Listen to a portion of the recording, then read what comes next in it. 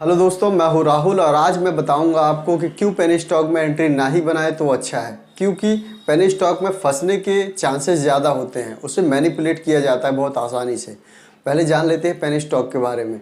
कुछ लोग कहते हैं कि पेनी स्टॉक 20 रुपये से कम का प्राइस जिसका होता है उसे पेनी स्टॉक कहते हैं। कुछ कहते हैं कि 25 से कम हो, तो आप डिसाइड कैसे करें कि ये पेनी स्टॉक है कि नहीं? क्योंकि कुछ दिन बाद तो उसका प्राइस बढ़ ही जाएगा। मतलब अगर वो उसका प्राइस 100 रुपये हो गया तो वो पेनी स्टॉक नहीं है। सपोज करिए 100 करोड़ रुपए है आपके पास, अगर वो आप डालते हैं HDFC बैंक में तो उसको आप हिला भी नहीं सकते। लेकिन अगर आप 100 करोड़ रुपए किसी पेनी स्टॉक में लेके जाएंगे या जिसका मार्केट कैप कम है उसमें आप एंट्री बनाएंगे तो उसके आपके नाम का कैंडल बनेगा।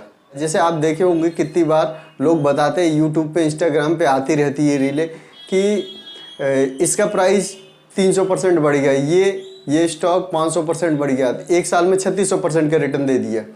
तो होता क्या है, उसे मैनिपुलेट किया जाता है। एक स्टॉक में मैं बहुत पहले फंस गया था, उसमें लगातार सर्किट पे सर्किट लग रहे थे, लोअर सर्किट। वो कंपनी भाग तो रही थी, उसका न्यूज़ पे भी आ गया कि भाई ये बहुत अच्छी चल रही है कंपनी, बहुत अच्छा रिटर्न दे रही है। जब मैं उस टाइम मैंने एंट्री बनाई और उसमें मैं फंस गया। लगातार 4-5 दिन तक उसमें 5-5% के लोअर सर्किट लगे और लोअर सर्किट लगने के बाद मेरा 25% तक कैपिटल जा चुका था। एक तरीके से इसको चलाते हैं इसको कि मतलब जब मर्जी जहाँ ले जाना हो ले जाएं, फिर उसकी न्यूज़ फैला दो सोशल मीडिया पे, न्यूज़ पे, ताकि लोग आएँ, नए नए बायर आएँ और जब आ जाएँ उन लोगों की एंट्री बन जाए, उसके बाद फिर वो लोग लेके अपना प्रॉफिट लेके निकल जाते हैं। इसी वजह से सर्किट पे सर्किट लगते हैं। अगर आप अपना कैपिटल फिर सेव करना चाहते हैं तो आप इसमें एंट्री बनाए नहीं, इस तरीके कोई भी स्टॉक में ना बनाए। चाहे उसके बारे में आप ना सोचें आपको कौन क्या बता रहा है, आप उन स्टॉक से बचें। आपको अगर अपना कैपिटल बचाना है तो उन स्टॉक से आप बचें, क्योंकि आपका कैपिटल सेव रहना ज़्यादा ज़रूरी है। जल्दी रिटर्न बनाना ये सबसे बड़ी बेवकूफ़ी है। जल्दी रिटर्न बनाने के पीछे मत भागिए, आप अपने कैपिटल को बचा के रखिए, अच्छे स्टॉक में इन्वेस्ट करिए और वेट करिए। जब उसमें रिटर्न अच्छा मिलेगा, ठीक ठाक रिटर्न मिलेगा तो आप उसे बुक करके निकल सकते हैं। लेकिन ऐसे स्टॉक में आप निकल गए, कोई XYZ स्टॉक है, उसका प्राइस 5 रुपये है, आपने उसमें एंट्री बना ली, पहले से ही 3 रुपये प्राइस था, 5 तक वो आ गया, तब आपकी नज़र में आया। अब जैसे 2-3 दिन तो सर्किट लगे, उसके बाद लोअर सर्किट स्टार्ट हो गया। ज़्यादातर स्टॉक सर्किट पे ही काम करते हैं। इनका मतलब आपने एंट्री बनाई, सर्किट पे सर्किट शुरू या तो फिर लोअर सर्किट शुरू, इसी तरीके से होता है। तो इन स्टॉक से बचना बहुत ज़रूरी है।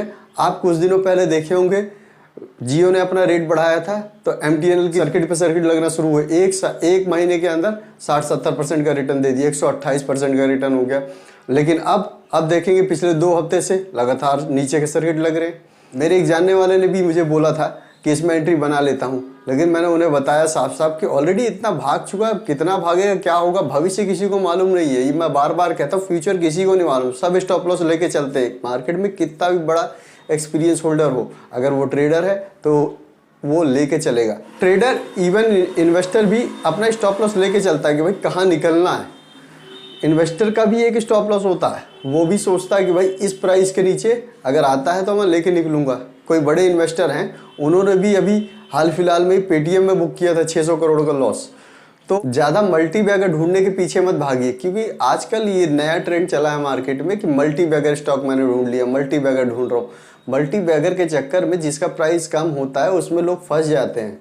आप जैसे हाई पे अगर MTNL में लेते और वो 60-70% का रिटर्न पिछले मंथ ही दे चुका है, उसके बाद जब उसमें आपने पोजीशन बनाई और पता चल रहा है कि अब लोअर सर्किट कितनी बार लग चुके हैं, पिछले 2 हफ्तों से तो मेरे हिसाब से लग रहा है उसमें लोअर सर्किट। तो सोचिए, अगर किसी ने 100 रुपये वहाँ पे इन्वेस्ट किया है तो लगभग अभी वो 40-50% ड्रॉडाउन है उसके कैपिटल का। कोशिश करिए, अच्छे कंटेंट को फॉलो कीजिए और जो सीखने वाली चीज़ें केवल उसमें अपना टाइम इन्वेस्ट करिए। सारे पैसे को भी अच्छी जगह पे इन्वेस्ट करिए, अच्छी कंपनियों में देखिए, उनका फंडामेंटल, टेक्निकल सब कुछ देखकर तब इन्वेस्ट करिए, ना कि penny stock, multi bagger stock, इन सबको ढूंढने के पीछे आप जाएंगे, अपने कैपिटल से हाथ धो बैठेंगे। पेनी स्टॉक का मतलब मेरे हिसाब से तो यही है, मुझे जो लगता है कि भाई जिसमें इस तरीके से मैनिपुलेशन होता है वो पेनी स्टॉक ही है मेरे लिए, चाहे उसका प्राइस XYZ कुछ भी हो।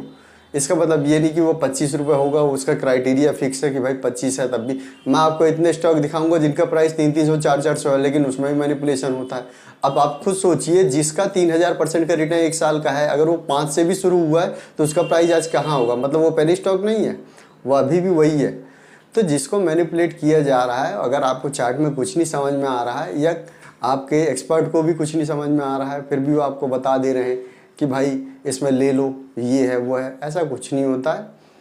आप थोड़ा थोड़ा रिटर्न बनाने की कोशिश करिए, 1%, 2%, 3%, ग्रीन में रहने की कोशिश करिए। बस मैं यही कहता हूँ, केवल ग्रीन में रहने की कोशिश करिए। जितना आप ग्रीन में रहेंगे आपका कॉन्फिडेंस हाई होगा, आप अपने सेटअप को फॉलो करते जाएंगे, धीरे धीरे आप आगे बढ़ते जाएंगे। लेकिन लोग क्या करते हैं, मल्टी बैगर, पेनी स्टॉक, इन्हीं के पीछे भागते हैं, ज़्यादा से ज़्यादा रिटर्न आ जाए, तो इस वजह से वो ट्रैप हो जाते हैं। आज के लिए वीडियो में इतना ही, मिलते हैं अगली वीडियो में। Thank you for watching.